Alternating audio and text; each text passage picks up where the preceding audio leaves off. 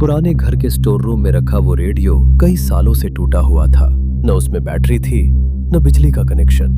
लेकिन अजीब बात यह थी कि हर रात ठीक 12:15 पर वो अपने आप चालू हो जाता था और उसमें से आने वाली आवाजें अगले दिन की खबरें सुनाती थीं। अमित शहर की भागदौड़ से थक चुका था। नौकरी छूटने के बाद उसने फैसला किया कि कुछ दिन अपने गांव में बिताएगा। गांव के किनारे उसका एक पुराना पुश्तैनी घर था जो कई सालों से खाली पड़ा था। घर बड़ा था लेकिन बहुत पुराना। लकड़ी के दरवाजे, टूटी खिड़कियां और हर कोने में धूल जमी हुई थी। पहले दिन अमित पूरे घर की सफाई करने लगा। जब वो स्टोर रूम में गया तो उसे एक पुराना काला रेडियो दिखाई दिया। रेडियो पर धूल की मोटी परत जमी थी और एंटीना भी आधा टूटा हुआ था। अमित ने रेडियो उठाकर देखा। यह तो शायद 30 से 40 साल पुराना होगा, उसने सोचा। उसने रेडियो का स्विच घुमाया, लेकिन कोई आवाज नहीं आई। अमित ने उसे वापस वहीं रख दिया और कमरे से बाहर आ गया। उस रात वो जल्दी सो गया। रात के करीब 12:15 बजे अचानक उसकी नींद खुल गई। तभी उसे एक हल्की सी आवाज सुनाई दी। अमित का दिल तेज धड़कने लगा। वो धीरे धीरे उठकर स्टोर रूम की तरफ गया। वो पुराना रेडियो अपने आप चालू था। स्पीकर से खरखराती हुई आवाज आ रही थी। फिर अचानक एक साफ आवाज सुनाई दी। समाचार। सुबह 7 बजे गांव के पास वाली सड़क पर एक ट्रक दुर्घटना में एक व्यक्ति की मौत हो गई। लेकिन अगली सुबह जब वो चाय की दुकान पर गया तो गांव के लोग एक ही बात कर रहे थे।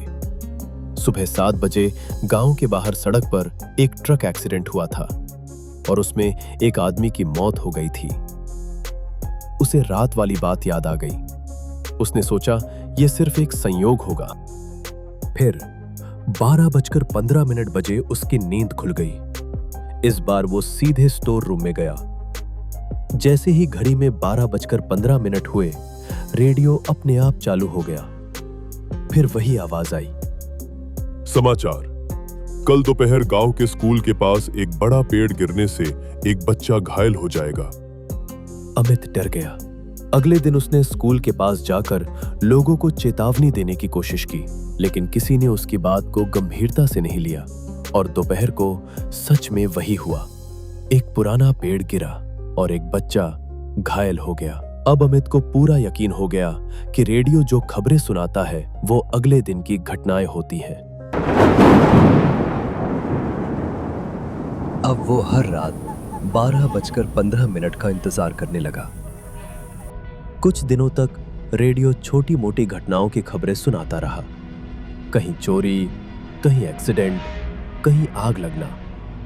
अमित कई बार लोगों को बचाने की कोशिश करता, लेकिन हर बार सफल नहीं हो पाता। एक रात फिर 12:15 बजे रेडियो चालू हुआ, लेकिन इस बार आवाज पहले से ज्यादा भारी थी। समाचार। आज रात गांव के पुराने घर में रहने वाले एक आदमी की रहस्यमयी मौत हो जाएगी। अमित का दिल रुक सा गया। वो आदमी वही था। कमरे में ठंडी हवा चलने लगी। अमित घबराकर रेडियो के पास गया और उसे बंद करने की कोशिश की, लेकिन रेडियो बंद नहीं हुआ।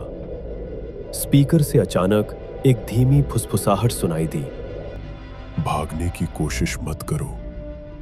अमित के हाथ कांपने लगे। तुम कौन हो? कुछ सेकंड तक सन्नाटा रहा। फिर रेडियो से एक हंसी की आवाज आई।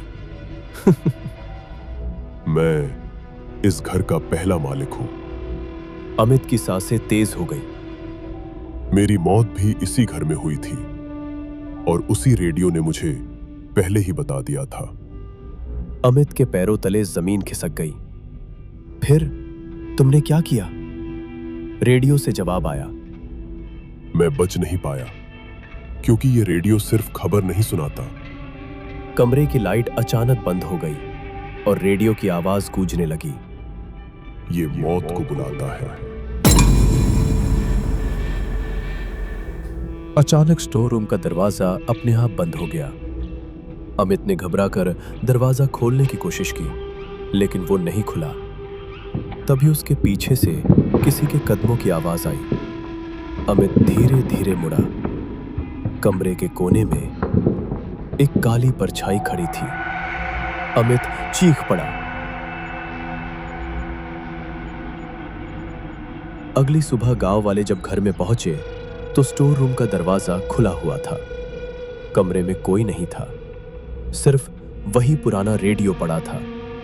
और उस रात ठीक 12:15 बजे रेडियो फिर चालू हुआ और उसमें से आवाज आई। समाचार। आज गांव में एक आदमी रहस्यमयी तरीके से गायब हो गया है।